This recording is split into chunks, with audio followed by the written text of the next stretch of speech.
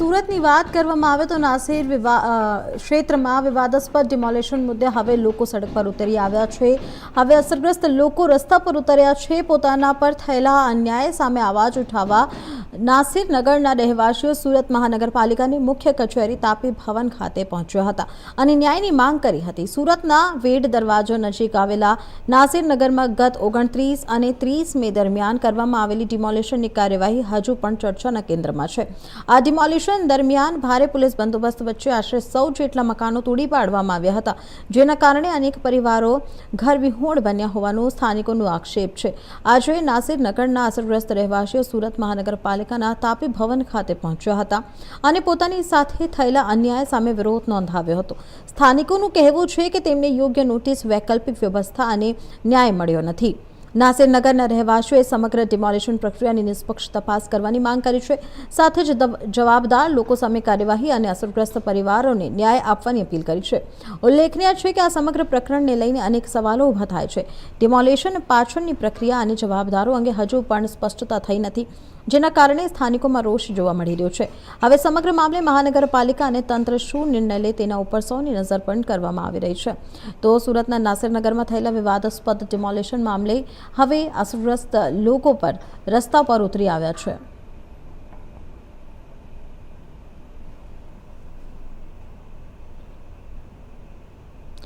આપને જણાવી દઈએ કે સુરતના નાસિર ક્ષેત્રમાં અસરગ્રસ્ત થયા છે લોકો ડિમોલિશનથી અને ડિમોલિશનના કાર્યવાહીથી લોકો રસ્તા પર પણ ઉતરી આવ્યા છે।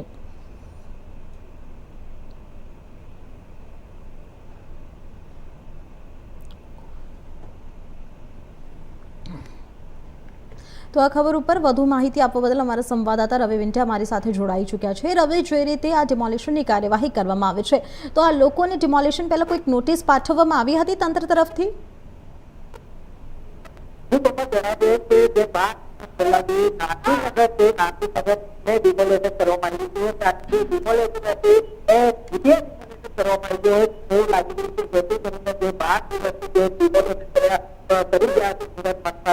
અને જ્યારે જે 100 જેટલા મકાનોનું ડિમોલેશન કરવામાં આવ્યું હતું, જેથી કરીને જે પરિવારો છે જે રસ્તા પર એમને છત નથી મળી, ત્યારે સુરત મહાનગરપાલિકા પાસે ન્યાયની માંગણી કરી રહ્યા છે। જ્યારે જે સુરત મહાનગરપાલિકા દ્વારા એમને કશીક ન્યાય નથી આપી રહ્યા છે અને જેને લઈને તમામ રહીશો, નાસિરનગરના રહીશો અત્યારે રોડ પર બેસી ગયા છે, ન્યાયની માંગણી કરી રહ્યા છે। ત્યારે નાસિરનગરના આપણા વ્યક્તિઓ આપણા સાથે છે।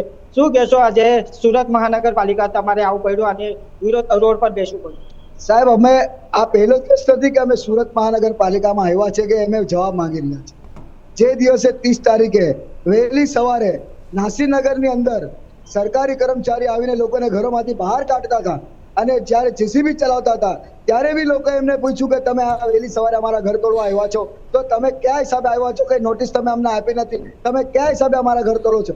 ત્યારે બી કોઈ જવાબ ના મળ્યો। સાહેબ આવે છે, સાહેબ આવે છે, અમે ત્યાં જવાબ ના મળ્યો તો તમામ સ્થાનિકો, આગેવાનો, અમારા કોર્પોરેટર, સત્તાધારી વાળા, અમારા સુરત શહેરના પ્રમુખ પીપલભાઈ ઉધનાવાલા, અસલમભાઈ સાયતાવાલા સહિતના લોકો જ્યારે અમે અહીંયા ગાંધી ચિંધ્યા માર્ગે કમિશનર સાહેબ પાસે જ્યારે જવાબ માંગવા આવ્યા ત્યારે એમણે કીધું કે અહીંયા તો એવું કશું નથી, અમે તો કોઈ ઓર્ડર આપ્યા નથી અને જરાક જ વારમાં એક જ દિવસની અંદર અમારા તમામ ઘરો તોડી નાખવામાં આવ્યા, ઘર વગરના કરી આવ્યા, નાના બાળકોને છત વગરના કરી નાખવામાં આવ્યા, ઉપર આસમાન, નીચે જમીન, ધગધગતો તાપ, રાતે મોડે વરસાદ, આવા કહેવાય ને ડબલ એન્જિનની સરકારને આ ને તેને એની જગ્યા પર આ યુપી જેવડું, બિહાર વાળું જંગલ રાજ જેવું અમને અનુભૂતિ થઈ કે ભાઈ હવારે આવ્યા અને ગુંડા રાજ તરીકે બધાના ઘર ખાલી કરી દીધા અને આજે આ ઘર વિહોણા લોકો આજે બી સુરત મહાનગરપાલિકા 10મો દિવસ છે જવાબ માંગે છે। અધિકારીઓ સાબિત થઈ ચૂક્યા છે કે એ લોકો હતા, એમનો કોઈ ઓર્ડર ના હતો। ત્યારે પણ આ એક બિલ્ડર સુકાય માટે જયારે કામ કરવામાં આવ્યું છે, આજે જયારે જે બાજુનો પ્રોજેક્ટ છે એ બી સાબિત થઈ ગયું છે, કોર્પોરેશને કહ્યું કે એ ગેરકાયદેસર છે અને આ ઝૂંપડાઓ જે લોકો રહેતા હતા સારી રીતે એ લોકોના ઝૂંપડા તોડી નાખવામાં આવ્યા છે ગેરકાયદેસર। એ લોકોને પુનર્વસન થાય અને લોકોને અધિકારીઓને સજા થાય એ માટે લોકો અહીંયા પછી જે રીતે નોટિસની વાત કરીએ, નાસિરનગરના રહીશોને કઈ નોટિસ આપવામાં આવ્યું હતું કે ડિમોલેશન થવાનું છે, આ બાબતમાં કઈ જાણકારી? કોઈ પણ નોટિસ આપવામાં આવી નથી અને કોઈ કાયદાકીય પ્રક્રિયા કરવામાં આવી નથી એવું અમે નથી કહેતા, એવું ખુદ સુરત મહાનગરપાલિકાના કમિશનર શ્રી પોતે કહે છે અને ત્યાંના સ્થાનિકો બી કહે છે અને તંત્રના અધિકારીઓ પર સૂઝબૂછ છે પહેલા તો હદની લડાઈ હતી, પછી ખબર પડી કે આ સેન્ટ્રલ ઝોન છે. બાકી તો હદની લડાઈ કતારગામ ઝોન છે કે સેન્ટ્રલ ઝોન છે, કયો સાહેબ છે, એમાં ફેરવીને રાખ્યા અને પ્રાઇવેટ મશીનરી લાવીને લોકોના આશિયારા ઉજાડવામાં આવ્યા છે. આગળની શું રણનીતિ રહેશે, કઈ રીતની લડત રહેશે તમારી? આ રણનીતિની અંદર અત્યારે તો સુરત અમારી શહેર કોંગ્રેસ સમિતિ હાલ કાર્યરત છે અને હવે અમારા પ્રદેશ પ્રમુખ અમિતભાઈ ચાવડા પણ આમાં ઉતરી ગયા છે અને અમે આ તમામ લોકોને ન્યાય અપાવીને રહીશું અને ભ્રષ્ટાચારીઓને સળિયાની પાછળ ઢકલવાની કામગીરી કરીશું. હર્ષદ, ત્યાંના સ્થાનિક કોર્પોરેટર છે હર્ષદભાઈ, કઈ રીતની અત્યારે લડત ચાલી રહી છે? આ બેરા મૂંગા લોકો, ડરપોક લોકો અહીંયાથી ભાગી ગયા છે. હવે એમના ઘરનો ઘેરાવ કરીએ છીએ મ્યુનિસિપલ કમિશનર. કઈ રીતના એ લોકોનો જવાબ મળી રહ્યો છે? ત્યાં સુધી પીડિતોને ઘરની મળશે ત્યાં સુધી તાજિયામાં ઉભા થવાના નથી. એ રીતે જે એક દિવસથી ખાધા પીધા વગર લોકો રસ્તા પર સૂતા પડેલા છે. એ રીતે હર્ષદભાઈ જણાવી રહ્યા છે કે 12 દિવસની લોકો બેઘર થઈ ગયા છે, જેને લઈને જે 100 જેટલા મકાનોને ડિમોલેશન કરી દેવામાં આવ્યા છે. જે ડિમોલેશનથી જે પરિવાર અસરગ્રસ્ત થયા છે, જેને છત છીનવી લીધી છે, જેને લઈને તમામ રહીશો અત્યારે સુરત મહાનગરપાલિકા સાથે ધરના પ્રદર્શન કરી રહ્યા હતા. અત્યારે જ્યારે એમના તરફથી કહેવામાં આવ્યું છે કે જે અધિકારીઓ જવાબ નથી આપી રહ્યા છે, અત્યારે એમના ઘેરે જવા માટે રવાના થયા છે. જી કોમલ. રવિ, જે રીતે તમે અત્યારે સ્થાનિક સાથે વાતચીત પણ કરી છે અને એ જણાવી રહ્યા છે કે તંત્ર તરફથી કોઈક નોટિસ પણ પાઠવવામાં નથી આવી હતી, તેના તરફથી કોઈક કહેવામાં નથી આવ્યું હતું, ડિમોલેશનની જાણકારી પણ નથી આપવામાં આવી હતી. આ ડિમોલેશન પાછળનું કારણ શું હતું અને કેમ તંત્ર તરફથી નોટિસ નથી પાઠવવામાં આવી? કોમલ, જણાય છે કે જે 12 દિવસ પહેલા જયારે ડિમોલેશન કરવામાં આવ્યું હતું, ત્યાર પછી જે રહીશો દ્વારા મહાનગરપાલિકામાં આવ્યા હતા, જ્યારે મ્યુનિસિપલ કમિશનરને પૂછવામાં આવ્યું હતું કે આ ડિમોલેશન શા માટે, કે મ્યુનિસિપલ કમિશનરને પોતેને જ ખબર નહીં હતી કે ડિમોલેશન અમારા સુરત મહાનગરપાલિકા દ્વારા થયું છે. પણ જ્યારે સમગ્ર ચિત્ર બહાર આવ્યું હતું, જે અધિકારીઓ હતા, પોલીસ અધિકારીઓ હતા, જે સ્થળ પર જોવા મળ્યા હતા અને કોઈના ઇશારે આ તમામ ડિમોલેશન કરવામાં આવ્યું હતું, હજુ સ્પષ્ટ થયું નથી. પણ સુરત મહાનગરપાલિકા દ્વારાના જે રીતે પીડા બહાર આવી રહ્યા છે, એ રીતના દ્રશ્ય અત્યારે જોવા મળી રહ્યું છે. જી રવિ, જે રીતે તમે જણાવ્યું છે કે 12 દિવસ પહેલા આ ડિમોલેશનની કાર્યવાહી કરવામાં આવી હતી, તો આ લોકો રસ્તા ઉપર 12 દિવસ બાદ કેમ આવે છે? 12 દિવસ પહેલા જ તે લોકોએ તંત્ર સામે એક્શન કેમ નથી લીધું?